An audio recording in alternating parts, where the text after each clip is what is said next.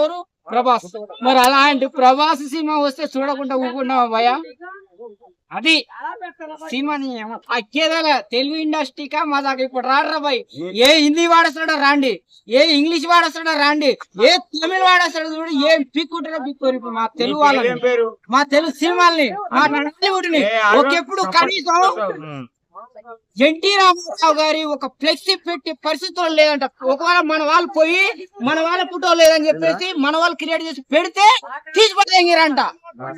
ఇప్పుడు ఆ కసితోటి ఆ పగతోటి మొత్తం గుద్దుతని అమ్మ కుర్చీ మొత్తం మడత పెట్టాలి. దేవర్ ఏది బాహుబలి సినిమాతో బద్దలు వలగొట్టాం.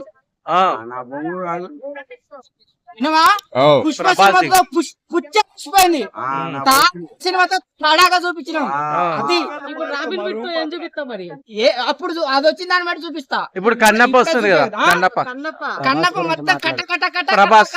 ఇప్పుడు కన్నప్పలో కూడా ప్రభాస్ పర్ఫార్మెన్స్ రాజా సాబ్ ఇప్పుడు ఇక భారతదేశంలో ప్రపంచ వ్యాప్తంగా రాజా సాబ్ కూర్చేసుకొని కూర్చొని అని చెప్పేదాన్ని తీసుకొస్తుంది.